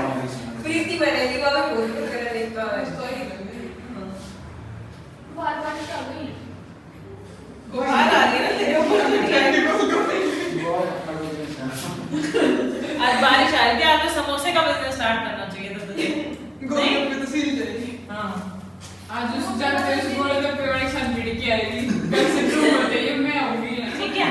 अच्छा, यहाँ पर पार्टनर्स कौन कौन थे? नंदिनी और मुस्कान। यहाँ पर थर्ड पार्टी कौन थी? रोहित। तो ये दोनों लायबल रहेंगे रोहित के प्रति। ठीक है, थोड़ा समय करा इसको। रोहित पैसे मांग सकता है दोनों से, ओनली नंदिनी से पैसे मांगने को नहीं जाएगा, क्योंकि रोहित को पता था कि ये पार्टनरशिप में काम करते हैं, इसलिए दोनों पार्टनर लायबल रहेंगे। क्लियर हुआ ये कंसेप्ट? हाँ जी, गोलगप्पे के थ्रू ये कंसेप्ट क्लियर हो गया। बस सब हो गए, गोलगप्पे बिक गए, सबका पेट भर गया। एक गोलगप्पे बेचने के लिए एग्रीमेंट बनाओ, लोगों के चक्कर में कोर्ट के चक्कर काटो। तो तुमने ही ऐसा बिजनेस सेलेक्ट किया ना। अच्छा बिजनेस कुरकुरे का स्टार्ट कर रही थी हाई लेवल मैंने सही बताया। और क्या? ये बोली गोलगप्पे। वो बोली वही बोली थी इनके हाई लेवल के गोलगप्पे तो इसका ये ठीक है, समझ आ गया? इसीलिए कोई किया। बस तो अगर फर्म के बिहाफ पे, फर्म के लिए कोई पार्टनर कोई काम कर रहा है, तो वो एजेंट का काम कर रहा है, उसके लिए बाकी बाकी के पार्टनर्स भी लायबल होंगे। जब मैं केस स्टडी के आंसर पूछूंगी ना तब पूछूंगी तुमसे कि लायबल है या नहीं है। अभी तो दिल्ली में ट्रेड फेयर हुआ था ना, वहाँ पे 60 रुपए के 4 मुझे लगा था कि कोई केस बताने वाली है। वहाँ पे 60 रुपए के 4 गोलगप्पे मैं आपको बता रहा ना, एक दिन यहाँ पे खत्म हो गए। प्रेमिका बोलती है सर पटरियों के पास चलते हैं, वहाँ पे मिलते हैं। अब गोलगप्पे नहीं तो मैं झूठ भी कह रही हूँ। वो शिवानी वगैरह थी यहाँ पे, वो आया नहीं था, तो ये कह रही वहाँ पे पटरी के पास मिलते चले गए। अरे भैया आगे रास्ता नहीं है, साथी में मैं एक दिन किसी दिन ऐसा टाइम आएगा सारे गोलगप्पे वाले मुस्कान फेवरेट क्लाइंट बस हो गया। सेक्शन 18 खत्म। दिन भर हम सब बोल दिए। तुमने कितने बेचने? 18 रुपए के कितने गोलगप्पे होने चाहिए? 18 गोलगप्पे कितने के होने चाहिए? 20 के। सस्ते हैं। बहुत सस्ते हैं। है। गाँव में ऐसे बिकते हैं। 50 रुपए के बेचेंगे 18। ऐसे बहुत पता है। गाँव में हम 10 के 8 देते हैं। कहाँ मिलते हैं 10 के 8? गाँव में। यहाँ पे 6 बजे फाटने के बाद 4 जब मैं 10 के 10 खिला दूँ आपको बोलो। यार सोचो पार्टी के पास 4 मिलते हैं। सब गोलगप्पों को तो हो गया रखा। लिस्ट बना रही हूँ पूरी। सबके टेंडर ले रखे हैं। चलो। हाँ जी बच्चों, अब आ जाओ अपने नेक्स्ट कंसेप्ट पे। इसके रेडियो पे ये भी लिखा रहता है शादी पार्टी में। तैयार किए जाते हैं उनके ऑर्डर पे ना। इम्प्लाइड अथॉरिटी का मतलब क्या होता है? अच्छा, अथॉरिटी का मतलब क्या होता है? पावर। वेरी गुड, सही वर्ड मिल गया मुझे एक बार। अथॉरिटी का मतलब क्या होता है? पावर। पावर देना, किसी को कोई काम करने की पावर देना। इम्प्लाइड का मतलब क्या होता है? मन की बात। काम से मन की बात है। हाँ, जिसको हम कह सकते हैं मन की बात। मोदी जी के साथ, मन की बात। मुस्कान जी के साथ। चलो, इम्प्लाइड का मतलब जो आपने एक्सप्रेसली किसी को पावर नहीं दी है, वो अपने आप मन से ही होती है। जैसे आप यहाँ इंस्टीट्यूट में आते हो, ठीक है, आपके पास पावर है कि आप एसी को ऑन कर सको, है ना? या हर बार सर से पूछने जाओगे कि सर एसी ऑन कर ले? सर तो मना करेंगे। बताओ, हर बार सर के पास से जाओगे कि एसी ऑन कर ले? पूछोगे? नहीं। ये क्या है? ये इम्प्लाइड पावर है, ये इम्प्लाइड अथॉरिटी है कि आप आके एसी ऑन करेंगे। कहने का मतलब जिस पावर को, जिस अथॉरिटी को स्पेसिफिकली देने की जरूरत ना पड़े कि हाँ आपको ये काम करना है, उनको हम बोलते हैं इम्प्लाइड अथॉरिटी। मींस पार्टनर अगर पार्टनरशिप फर्म में काम कर रहा है तो उसको ये काम तो करने पड़ेंगे। बात समझ में आ रही है मेरी?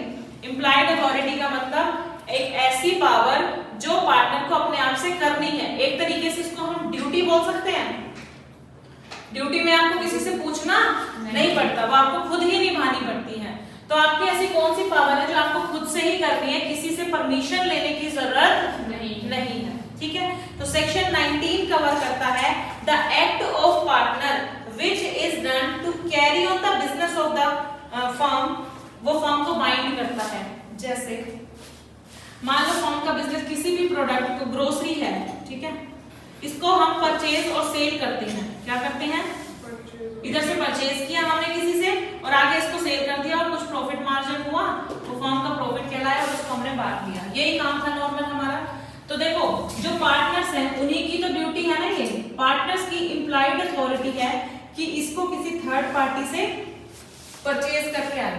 देखो, फर्म ने अगर पार्टनरशिप बिजनेस स्टार्ट किया है तो काम किसको करना पड़ेगा? पार्टनर्स को।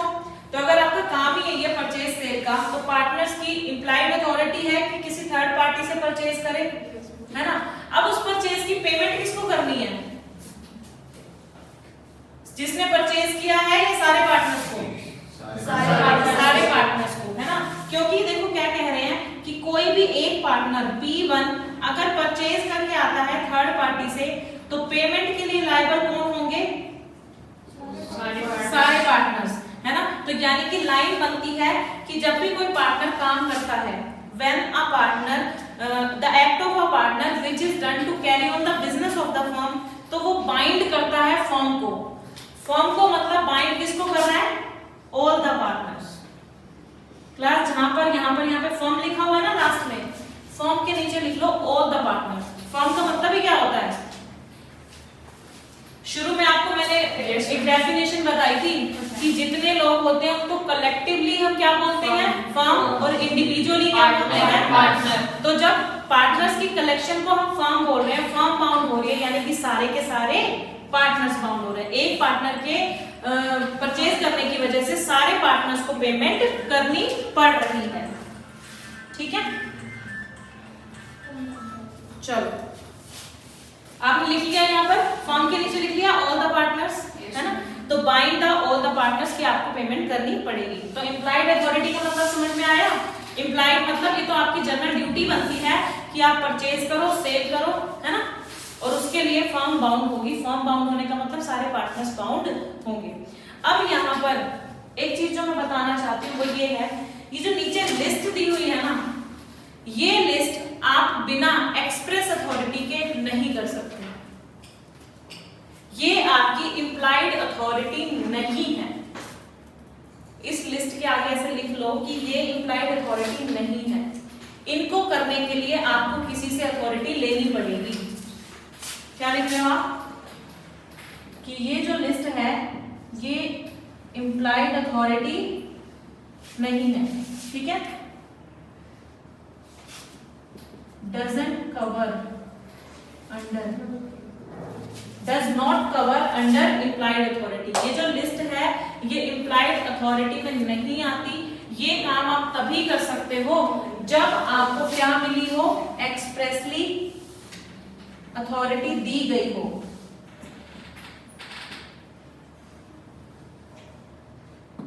Expressly authority to be given.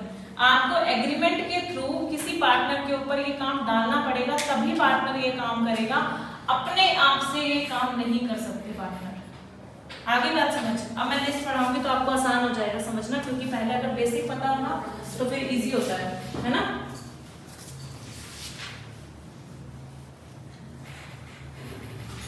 ठीक है, अब सुनो।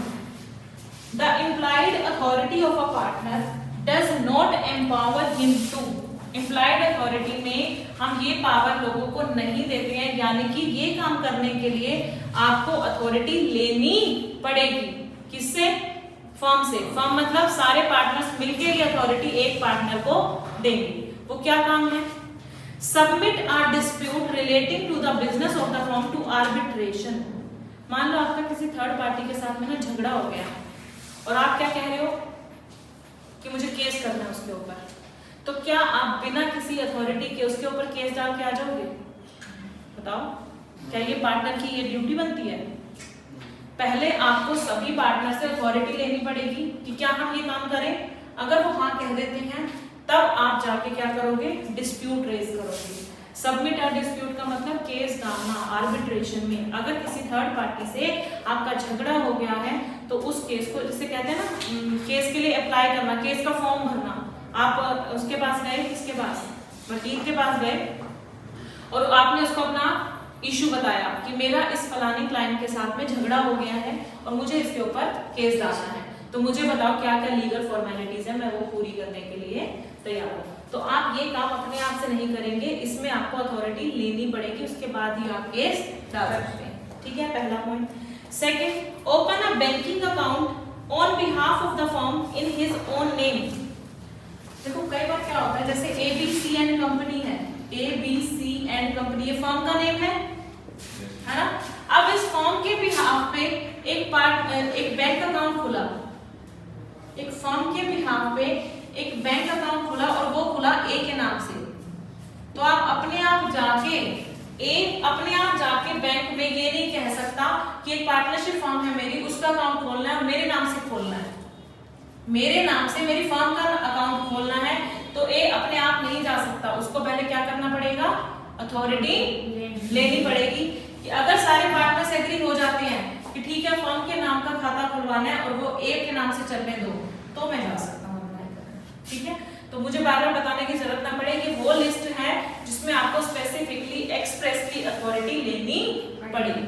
ठीक है, यानी कि अथॉरिटी लेने का मतलब आपको एग्रीमेंट में लिखवाना पड़ेगा एग्रीमेंट में ये लिखा हुआ होना चाहिए, एग्रीमेंट में ये लिखा हुआ होना चाहिए, जैसे हम ए को राइट दे रहे हैं कि हाँ आप अपना उसका फर्म के नाम से, फर्म के बिहाफ पर अपने नाम से खाता खुलवा सकते हो, हम ए को अथॉरिटी देते हैं। अगर एग्रीमेंट में लिखा हुआ है तो आपको अथॉरिटी मिल गई। दूसरा, हम बी को ये अथॉरिटी देते हैं कि कोई भी थर्ड पार्टी से अगर झगड़ा होगा तो बी जाके केस डाल सकता है, मिल गई ना अथॉरिटी। तो यानी कि आपको स्पेसिफिकली कहां पर लिखना पड़ेगा, एग्रीमेंट में, अगर इन कामों को करना है तो, ठीक है। Third is compromise. कॉम्प्रोमाइज करने का मतलब क्या बना समझौता करना। कॉम्प्रोमाइज करने का मतलब समझौता, और रिलिंक्विश का मतलब होता है त्याग देना, राइट को वेव ऑफ कर देना। वेव ऑफ का मतलब समझते हो, वेव ऑफ, जैसे कोई पेनल्टी किसी के ऊपर बनती थी लेकिन वेव कर दी, त्याग दी, नहीं लगाई उसके ऊपर पेनल्टी। तो जैसे कॉम्प्रोमाइज और रिलिंक्विश एनी क्लेम और portion of a claim bye the firm. मान लो आपके ऊपर कोई केस डाला हुआ था, आपने क्या किया, उस केस में ना समझौता कर लिया, ऐसे सी जाके समझौता कर लेगा? जब तक एग्रीमेंट में नहीं लिखा ना कि सी के पास इतनी पावर है, तब तक वो नहीं कर सकता, ठीक है। चलो, विड्रॉ अ सूट। सूट का मतलब समझते हो ना, सूट SUIT, तेन सूट सूट करता नहीं है, ठीक है।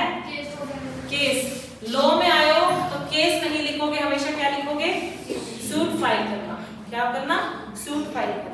तो विड्रॉ अ सूट और proceeding file on behalf of the firm. अगर फर्म ने कोई केस फाइल ऑलरेडी कर रखा था, आप उसको विड्रॉ ही नहीं कर सकते, वापस नहीं ले सकते जब तक आपके पास अथॉरिटी ना हो, ठीक है। Admit any liability in a suit और proceeding against the firm. Admit करने का मतलब होता है, मतलब मान लेना, अपनी लायबिलिटी को स्वीकार कर लेना। एडमिट का मतलब स्वीकारना है ना, कि अगर मान लो फर्म के अगेंस्ट कोई लायबिलिटी अराइज हुई है कि फर्म को ये पैसे थर्ड पार्टी को देने ही देने पड़ेंगे, तो आप जाके ये नहीं बोल सकते कि हाँ एडमिट कर लिया कि दूंगा। जब तक आपके पास अथॉरिटी नहीं है तब तक आप एडमिट नहीं करेंगे। कोई भी इमूवेबल प्रॉपर्टी फर्म के बिहाफ पे लेनी है, आपको पहले अथॉरिटी लेनी पड़ेगी, ठीक है। इमूवेबल प्रॉपर्टी कौन सी होती है, फिक्स्ड एसेट्स, हाँ, एसेट्स जैसे लैंड हो गई है ना, लैंड हो गई, बिल्डिंग हो गई, ये सब क्या है, इमूवेबल प्रॉपर्टी है। फर्म के बिहाफ पे अगर कोई इमूवेबल प्रॉपर्टी खरीदनी है तो पहले आपके पास अथॉरिटी होनी चाहिए। अब अक्वायर नहीं कर सकते, खरीद नहीं सकते, तो क्या बेच सकते हो, बेच भी नहीं सकते, ठीक है, ट्रांसफर भी नहीं कर सकते। और enter into partnership on behalf of the firm. Firm के बिहाफ पे किसी पार्टनरशिप में एंटर भी नहीं हो सकते। और ये बात तो वैसे भी है, क्या कोई पार्टनरशिप फर्म दूसरी फर्म में पार्टनर बन सकती है? क्यों? पार्टनर नहीं बन सकते, मतलब पार्टनर फर्स्ट चैप्टर में था, डिफरेंस में था मैम ये। क्या कोई पार्टनरशिप फर्म दूसरी पार्टनरशिप फर्म में पार्टनर बन सकती है? फर्म क्या है, फर्म लॉ की नजरों में पर्सन है, और मैंने क्या कहा, रिकॉग्नाइज्ड बाय लॉ जो होते हैं पर्सन, वही सिर्फ पार्टनर बन सकते हैं। इसलिए हमने माइनर को भी बाहर निकाल दिया था, फर्म को भी बाहर निकाल दिया था। देखो पहले एक कंसेप्ट था जो आपका 12th में भी था कि कौन कौन पर्सन पार्टनर बन सकता है फर्म में। वहां पे लिखा हुआ था कि जो पर्सन रिकॉग्नाइज्ड बाय लॉ होते हैं, जिनको लॉ परमिशन देता है, सिर्फ वही लोग पार्टनर बन सकते हैं। और इसमें से हमने एक्सक्लूड कर दिया था माइनर को, कि माइनर पार्टनर नहीं बन सकता। साथ में एक्सक्लूड किया था फर्म को, कि फर्म भी पार्टनर नहीं बन सकती है। तो आप पार्टनरशिप में एंटर नहीं हो सकते बिना परमिशन, ठीक है। बताओ A B C D 4 8 lines ये याद हुई है? इससे थोड़ा सा रिलेटेड कुछ बना देते हैं, है ना। देखो 2 पॉइंट तो है आपके इमूवेबल प्रॉपर्टी से रिलेटेड, बन गए। एक इमूवेबल प्रॉपर्टी आप एक्वायर नहीं कर सकते, और दूसरा आप ट्रांसफर नहीं कर सकते, 2 बन गए। और अब देखो इसमें सूट से रिलेटेड काफी सारे फैले हुए हैं, उनको इकट्ठा करो। फर्म के बिहाफ पे आप कोई डिस्प्यूट रेज नहीं कर सकते, सबमिट नहीं कर सकते, हाँ जी, पहला पॉइंट। दूसरा है यहाँ पर कॉम्प्रोमाइज नहीं कर सकते आप। अगर कोई केस मान लो चल रहा है, उसमें आप कॉम्प्रोमाइज नहीं कर सकते जब तक आपके पास अथॉरिटी ना हो। आप सूट को विड्रॉ नहीं कर सकते, हाँ जी। लायबिलिटी एडमिट नहीं कर सकते। कितने हो गए? 1 2 3 4 तो ये केस से रिलेटेड हो गए। क्या? एक तो केस डाल नहीं सकते, एक केस निकाल नहीं सकते। बात समझ में आ रही है? किसी के ऊपर केस डालना है तो अथॉरिटी चाहिए, केस को वापस विड्रॉ करना है तो भी अथॉरिटी चाहिए, कॉम्प्रोमाइज करना है तो भी अथॉरिटी चाहिए, और एडमिट एनी लायबिलिटी तो भी अथॉरिटी चाहिए। 4 केसेस हो गए, 2 ये हो गए एक्वायर और ट्रांसफर, 6 हो गए, बचे 2। एक आपका आता है बैंक अकाउंट से रिलेटेड और एक आता है आपका पार्टनर बनने से रिलेटेड। बताओ याद हो जाएंगे अब चाहे सीरीज में मत करो तो भी चलेगा, है ना? सीरीज में नहीं करोगे तो भी चलेगा, बस ये याद होने चाहिए, क्योंकि ना ये डायरेक्ट क्वेश्चन आ जाता है कि कौन कौन सी पार्टनर की इम्प्लाइड अथॉरिटी नहीं है, उस टाइम आपको याद नहीं आते। और दूसरी बात, इसमें जो वर्ड्स यूज किए गए हैं ना वही वर्ड्स यूज करने हैं आपको, ठीक है? हंसो मत। सबमिट एंड डिस्प्यूट है तो सबमिट एंड डिस्प्यूट ही याद करना है, क्योंकि ये एक ऐसी चीज है जो आपको एज इट इज याद करनी है, ठीक है? चले आगे। क्या बस? बहुत है। क्या टाइम हुआ अभी? 2 तो बज गए। मुझको सर फट रहा है।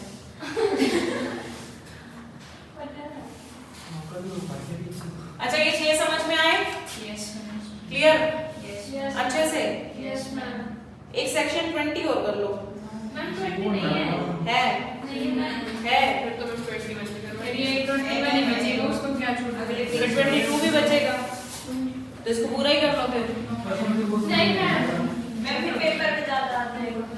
मैम कल करवा देना थोड़ा सा। Yes, ma'am. सैटरडे को भी तो करवाओगे। सैटरडे को उसको करवाओ। 7 तक करवा दे रहे फिर 8 दिया हो जाएगी और 7 के बाद। हाँ मैम तो वही 14 है, 14 है। 8 तक करा देना सैटरडे। 7 है। 7 है। अच्छा, एक क्विक रिवीजन हो जाए। Yes ma'am. आज हमने पढ़ा है सेक्शन 14 से। Section 14 is for partnership property. Partnership property में क्या क्या आता है? 3 चीजें थी, ब्रॉट बाय पार्टनर्स, है ना, एज कंट्रीब्यूशन, और सेकंड क्या था? एक्वायर्ड और purchased by the firm, and third था sale of the firm. Section 15 था आपका किससे रिलेटेड? एप्लीकेशन ऑफ प्रॉपर्टी, यानी कि हमारी बाइक, है ना, आप उसको फर्म के इस्तेमाल में ही लोगे, पर्सनल यूज में नहीं लोगे। Section 16 is for personal profit earn by partner, उसको वापस करना पड़ेगा फर्म को। सेक्शन 17 है ना, rights and duties of partner after a change in the firm, तो उसमें आपको क्या लिखना है? Remain the same as they were before the change, ठीक है? अच्छा, और क्या था? सेक्शन 18 आ गया ना, 17 हो गया। सेक्शन 18 किसके लिए है? Partner to be agent of the firm, यानी कि पार्टनर के काम करने से पूरी फर्म बाउंड होती है। सेक्शन 19 है आपका इम्प्लाइड अथॉरिटी से रिलेटेड, है ना? ये कितने पॉइंट थे? 8 थे ना। सेक्शन 19 9 - 1 8 पॉइंट्स है, ठीक है? और 19 सेक्शन है, 8 पॉइंट्स है, 19 सेक्शन है। 19 सेक्शन किसके बारे में है? इम्प्लाइड अथॉरिटी के बारे में है, और कुछ 8 पॉइंट्स ऐसे दिए गए हैं जो इम्प्लाइड अथॉरिटी में नहीं आते। उल्टे करके माइनस कर दिए तो हाँ, ये एक्सेप्शन ही तो हो गई ना, क्योंकि इम्प्लाइड अथॉरिटी कहती है कि आपको ये काम बिना पूछे करने हैं, लेकिन ये 8 पॉइंट क्या कहते हैं कि बिना पूछे आप ये काम नहीं कर सकते। एक बात बताओ, अगर मान लो इसके ऊपर क्वेश्चन आ गया, अगर मान 4 नंबर का क्वेश्चन आ गया, तो इसमें 4 अच्छे से एक्सप्लेन करके आ जाए या 8 के 8 छोटे-छोटे एक्सप्लेन करके? 8 के 8 लिखने हैं, एक्सप्लेन मत करो चाहे, क्योंकि एक्सप्लेन यहाँ पे भी नहीं है। मैंने याद किस लिए करवाए 8 के 8? इसीलिए, ठीक है? 2 पॉइंट है आपके एक्वायर और ट्रांसफर ऑफ इमूवेबल प्रॉपर्टी से रिलेटेड।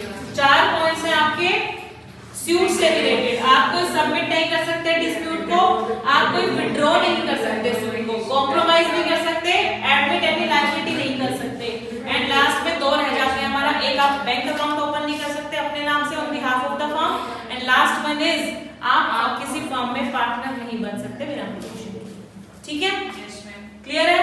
Yes ma'am. सेक्शन 19 तक। Yes ma'am. चलो आज की क्लास पे करते हैं यही वाइंड अप।